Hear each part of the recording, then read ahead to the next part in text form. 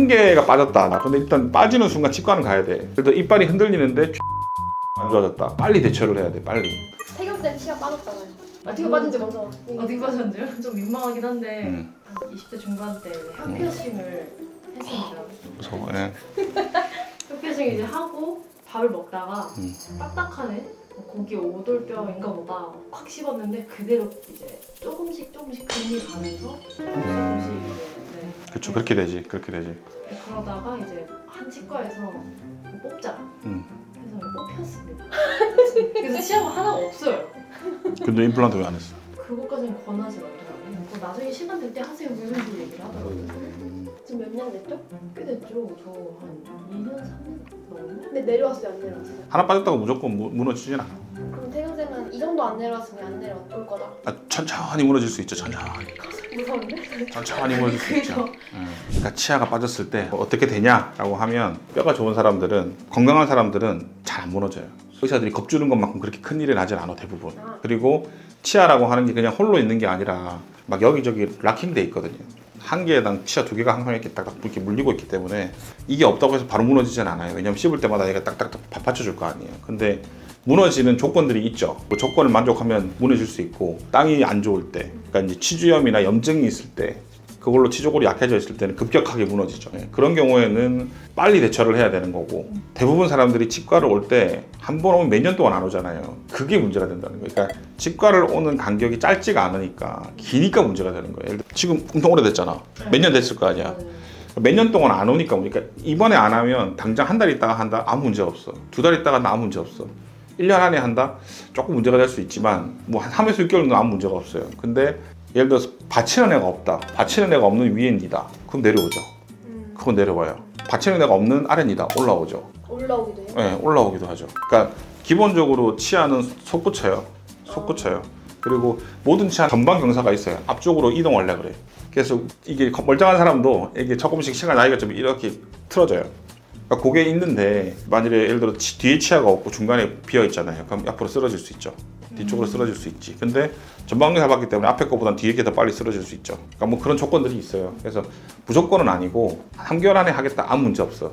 근데 몇 년을 묵힐이거든요. 대부분은 3개월 있다가 안 오면 치과는 안 와요. 대부분 하도 잊어버리거든 그냥. 쓸만해 생각보다. 그리고 치아 하나 없다고 뭐 큰일 안 일어나요. 나중에 뭔가 변화가 생겼을 때 그때 이제 인지를 하니까. 그럼 그때 인지하면 늦지 않을까요? 그러면 이제 뭔가 건드려야죠. 그러니까 안 건드려도 되는 치아들, 내려온 치아는 깎던지 씌워야 되고 쓰러진 치아는 옆을 깎아야 되고 그런 일이 생기죠. 아니면 임플란트를 못 하게 되는 상황도 생길 수 있고. 근데 이제 우리 병원에 오는 사람들은 대부분 이제 그런 한두 개짜리 환자들도 있지만 치주염이 심한 사람들이어가지고 하나가 아니라 이제 뺐더니 이게 막 우수수 빠지는 사람들이 있잖아요. 안타까운 분이죠. 어린데 보면 나쁘지 않아 잇몸은.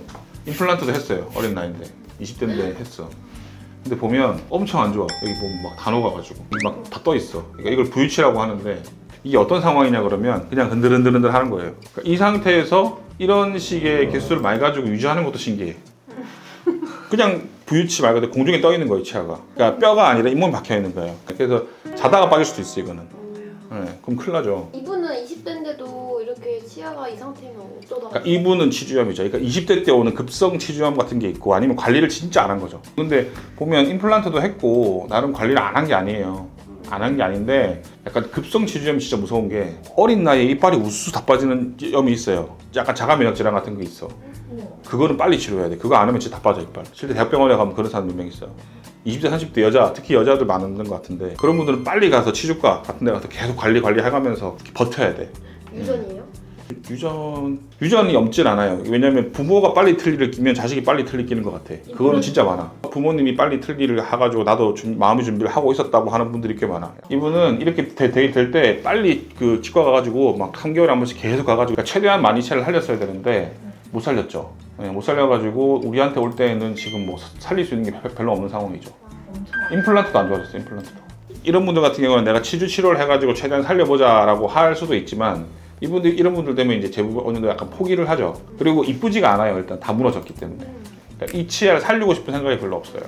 그러면 이제 얘기를 많이 해야죠. 어떻게 하고 싶냐. 그러니까 환자의 생각이 중요하잖아요. 그럼 환자가 내가 어떤 결과가 나왔으면 좋겠냐. 20대 여잔데. 그러면 이제 그 맞춰가지고 하는 거죠. 그 원장님 판단에서는 여기서 봤을 때는 살릴 수 있는 치아가 없다라고 판단됐어요? 있죠. 살릴 수 있어요. 있었어요? 네, 있었어. 내가 처음 얘기했던 건 치주 치료를 먼저 해봅시다 였지만 환자는 이미 너무 안 좋은 거 스스로 알고 있고 뭐 다른 병원 갔더니만 다 빼자고 했다. 그리고 무엇보다 결과가 이뻤으면 좋겠다.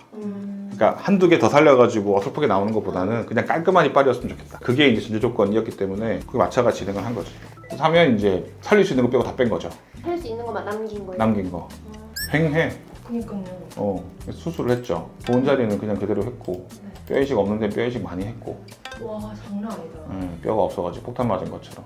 치주염이 원래 뼈가 없어? 뼈가 녹는 게 치주염이죠. 아. 잇몸 염증에서 끝나는 게 치은염이고 그게 이제 뼈까지 가는 게 치주염. 치주염으로 가는 순간 회복이 안 돼요. 치주염을 안 가게 만들어야 돼. 이렇게 해가지고 요거는 이제 뼈 유지하기 위해서 이렇게 해놓은 임플란트 같은 거고 그리고 위에 이제 임플란트 심었고 이게 1차. 이게 이제 임시 뻔 뜰 때 우리 쓰는 거 임시로 해가지고 틀리가지고 쓰는 거 이게 중간. 보기 싫지? 네. 옥수수 같은. 젊은 여자들한테 이거 어떻게 껴줘요? 못 껴줘요.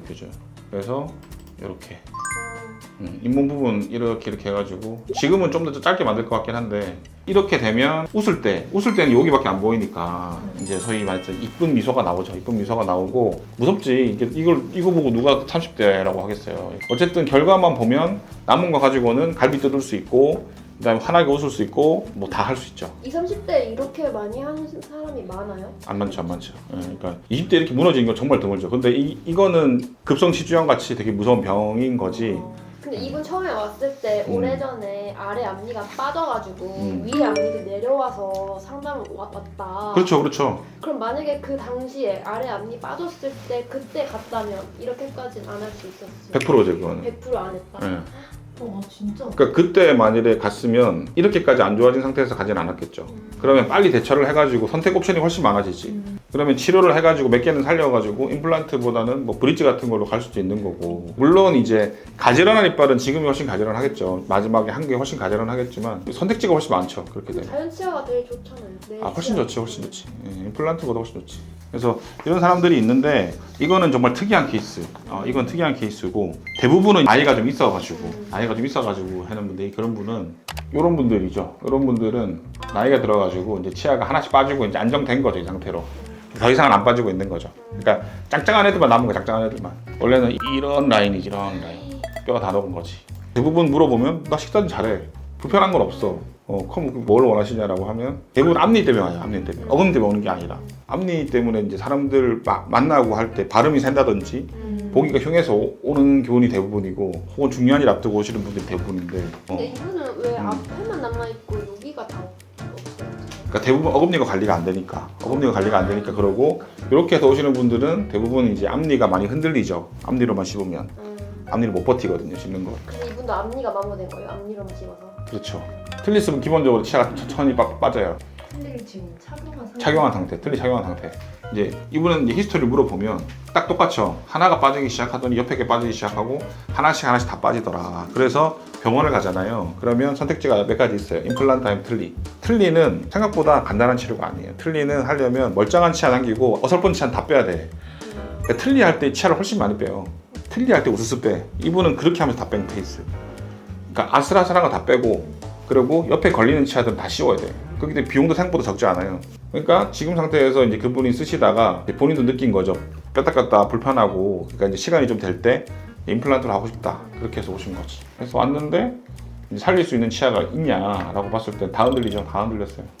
그래서 요거 두 개는 남겨놨고 그리고 뼈 이식 먼저 해가지고 어금니 쪽엔 뼈가 아예 없어가지고 여기 신경 바스라스하게 해가지고 비껴가지고 이거 여기 신경 치료해가지고 살리고 다 빼진 않아요. 다 빼진 않고 이거를 살린 이유는 여기 임시치아 두 개라도 있으면 좋겠다 해가지고 왜냐면 기존에도 치아 몇 개 없었거든. 그래서 여기 두 개라도 있으면 좋겠다 그래가지고 살리고 그리고 가끔 치아 애착에 있는 분들이 있어요. 무슨 어떻게든 살리고 싶다고 하는 분들이 있어요.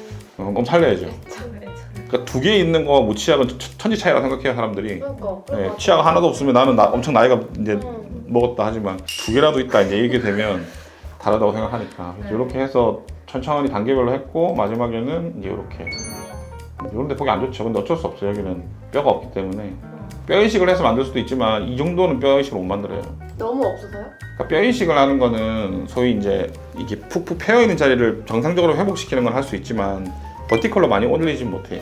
그러니까 그 틀니로 넘어가면 제일 문제 중에 하나가 요 길이가 짧아져요. 씹는 게 무너지면서 수직 공기도 무너져. 여기 보면 앞니가 뻗어져 있잖아요. 원래는 어금니가 있다가 어금니가 점점 갈리고 없으면서 앞니만 닿으니까 앞니가 이렇게 뻗어져. 네, 그게 훨씬 많아요. 이렇게 하면 웃을 때 이렇게 살도 박지시고 갈점바 입고 오시고 그러네. 이거 완전 다르잖아요, 느낌이. 이전에는 이런 얼굴이 되고. 이게 더 길어 보이는 이유는 치아가 없으면 입을 못 다물기 때문에 벌리고 있어요, 알칼. 그래서 더 길어 보여. 근데 웃을 때 보면 이제 이렇게 되죠. 이렇게 되고. 와, 짱짱이네. 입술 모양 다른 것도 영향이 있어요? 여기 약간 비대칭 같아요. 그러니까 그런 것도 다 맞추죠. 그러니까 나름 할 거면, 새로 할 거면 최대한 효과를 내긴 내야지.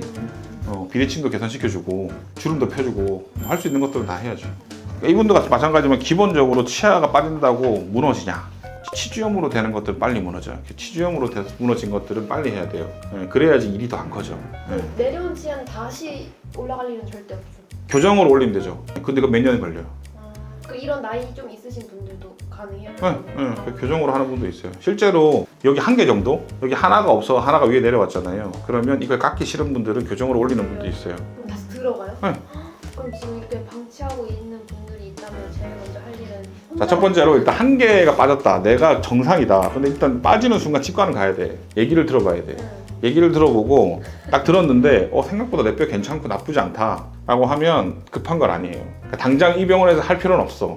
근데 대부분 병원들은 치아만 빼고 보내는 거를 되게 안타까워 하겠죠. 스스로도 안타깝고 환자도 안타깝고 대부분이 그렇겠지만 이번에 하지 않으면 당장 하지 않고 몇 년을 묵힐 수도 있다. 그리고 문제가 생기면 온다. 그렇기 때문에 빨리 하라고 얘기를 하는 거고. 그리고 막 치주염으로 안 좋아졌다. 근데 예를 들어 이빨이 흔들리는데 얘만 흔들린 게 아니라 막 같이 흔들리기 시작하고 피가 나오고 막 그런다. 그러면 빨리 대처를 해야 돼. 빨리. 더 무너지기 전에. 그러니까 물론 치아를 다 살리라는 얘기가 아니라 그때 맞춰가지고 진단을 제대로 받아야 되는데 옵션이 훨씬 많아져요. 내가 가질 수 있는 옵션이. 살릴 수도 있고 뺄 수도 있어요. 브릿지를 할 수도 있고 임플란트를 할 수도 있고. 그러니까 임플란트가 다가 아니에요. 임플란트는 마지막으로 해야 되는 치료고 어쨌든 대처 방법은 치과를 가는 거네요. 무조건 빨리 치과를 가서 그러니까 치과 의사들 말을 잘 의사들 그렇게 돕는 놈들이 아니에요. 되게 나름 환자들 생각해서 다 얘기하는 거고 다 나름의 또 그 이유가 있고 근거가 있어요.